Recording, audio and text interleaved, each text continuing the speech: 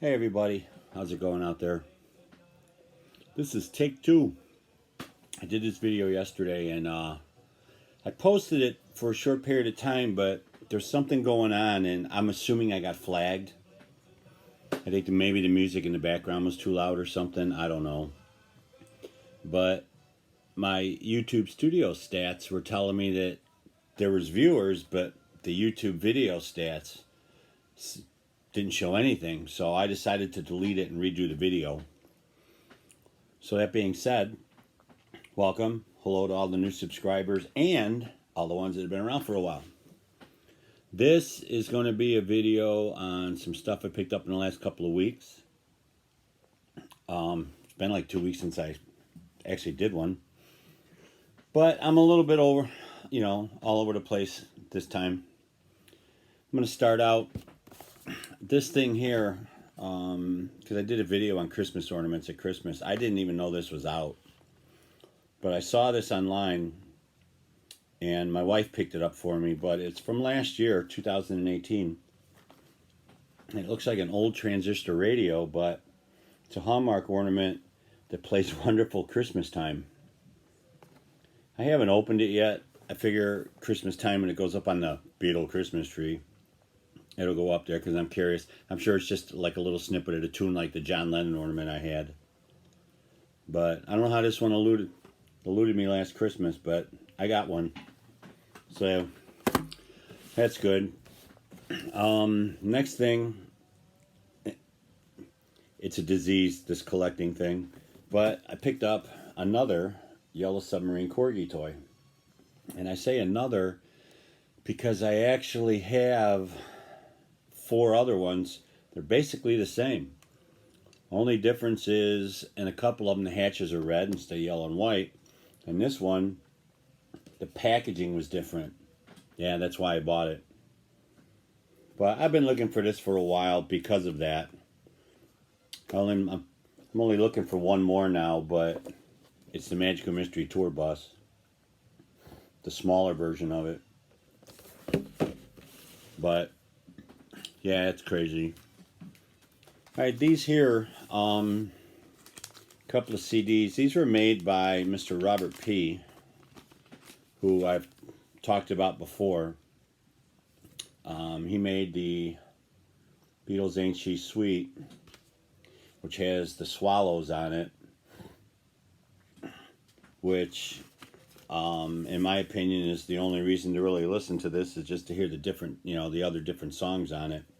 But he does a real good job with these, because these have never been officially released. He made an insert card with the labels on it. This is the stereo copy. The mono copy of this, if I ever get around to showing my vinyl, the label's a different color. Plus there's variations of other stuff too, but he was kind enough. He sent me this one, and he also sent me this one, which has been released in numerous different incarnations on album jackets and stuff. Like I said, one of these days I'll get to my vinyl. But he does an awesome job at recreating these things. And I really appreciate it, Robert. Thank you.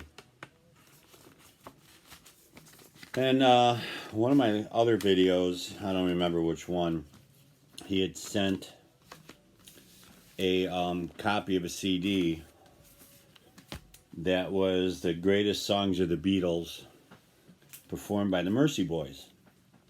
Wow. The vinyl for that has eluded me for years, and just recently I got a notification from Discogs that somebody was actually selling one, and this is that album there.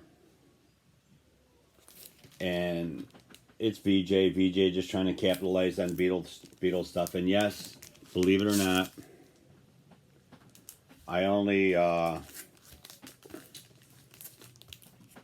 paid $10 for this, and it is super clean. It looks like it's never even been played. So now I'm just trying to search out the Tower Records label of I think it's called like Sing a Song with the Beatles or something like that. It's like instrumentals, if I'm not mistaken. I was really happy to pick this up. And then sticking with vinyl, a lot of people have already showed these. and opened them. Anybody that's followed me for a while knows that I don't open them because I already have them on CDs.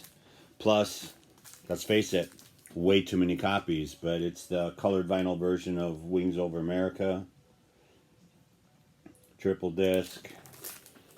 It's the dang remaster from the archive is all it is on colored vinyl. Which is going to be a subject one of these days of another video about collecting and so forth and so on. Then of course, Paul is live. Sorry about the glare, but there's not much I can do about it.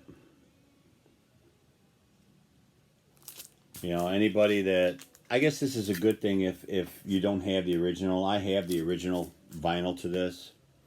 It'll be interesting to see if, because this was reissued on black vinyl, if the price comes down on the originals. Some people say it will, some people say it won't. There are people out there that only want the originals. You know, that's a subject for another day. Third one this time was Choba BCCP, which is a Russian album. This one, though, they went true to form with the first issue with the yellow back. Because there are so many different variations. In fact, a while back there was a thread started about the Russian album. And which was real and which wasn't and where it came from and all that stuff. But yeah, this is, if they faithfully recopy these from the originals, then this settles that debate because the back of it's yellow. Okay, and then the last one in this set is actually the only technically new album, which I haven't got on CD yet, but I will, but it's the Ameba Gig. If you don't know, this was released as a 4-track EP, and then in England it came out, I want to say, as 11 tracks on a CD, which I have. This one has a bonus track on it that the CD don't, which is Coming Up Soundcheck, which is right there. So if you want that song, you have to buy the vinyl, of course. But, you know, I've said it before, I haven't opened an album that I have purchased, if it was sealed, since 1989. I see no reason to, only because I can listen to them on CD. You know, I buy the CD, I buy the album, and, you know, then I open the CDs and listen to them. The archive sets, you know, I bought the deluxe boxes, so all the CDs are in it. There's no reason to open a vinyl. You know, I know some people rather listen to vinyl. I listen to everything, so it doesn't make any difference to me. All right, that being said, I got a few more things here of the promotional variety. All of them posters, because I'm all over the solo stuff. I have been for years. And I picked this up, which is the Wings' greatest promotional poster, which I was happy to get. It's got the advertisement on the bottom for all the albums that came out up to that time, including London Town. You know, nice poster. It's never been hung. There's absolutely nothing wrong with this. Next one, I'm not sure how many of you have ever seen this, or the one after this, but this is a UK promotional poster. In this country, if I'm not mistaken, there was no 24 by 36 promotional poster for this. There was a counter display. There was a little banner display that just said Ringo and had the name of the album on it. In England, everything looked like this. The counter displays, the posters, all of it. And they had quite a bit of promotional stuff there. But all of them had the same picture on it. And it is for Ringo's Rotogravure, which here's the top half of it. And there's the bottom half. Of course, the eyeglasses in it. You know, trying to hold this up doesn't do it justice, trust me. But yeah, I was really happy to get this because, like I said, there is no that I know of, that I've ever seen, promotional poster for this in this size. Okay, and then the last one I want to show you, I can honestly say I've only seen in person, including this one, twice. There is another piece to this which I have somewhere on my wall. It's a banner. I'm pretty sure that this came out after the album was released, based on what it says on the poster. I can't express. This one is just so rare. I honestly think this one's rarer than the John Lennon Walls and Bridges poster that I showed in my last New Finds video. This is for the 1973 Ringo album. The banner poster is blue, just like the album. Just says Ringo across it, and he is the I in the word Ringo, leaning up against the R. This blows my mind. Like I said, I've only ever seen this one other time, and as a matter of fact, it was at a Beatles Fest, and the guy that had it, I had a toss-up between buying that and something else, said he would bring it back the next year if he didn't sell it. So the next year came along, and he went through everything, couldn't find it, and it turned out it disappeared in flight from California to the fest. And I never got it. I never saw it again until this one showed up. But this is, without a doubt, to me, one of the hardest Ringo posters to find out there. And if you look, it advertises, "This is what makes me think," oh my, photograph, and then on the bottom, it shows the star for year 16.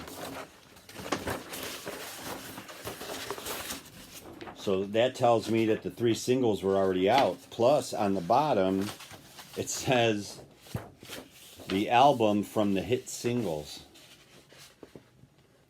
which is kind of comical, but this is just insanely tough to find. And I can't wait to get a frame so I can get it up on the wall. The only other one that it comes up more than this one, but that's really hard to find, is the one for Goodnight Vienna, where Ringo's standing on top of the roof of the Capitol building, which I have somewhere. But Goodnight Vienna had 2 different promotional posters for it. That's just nuts. I am so ecstatic to actually get this. But those are my finds. I appreciate you all watching. If you're new to the channel, hey, you want to hang around, hit the subscribe button. To everybody else, thanks for watching, and till next time.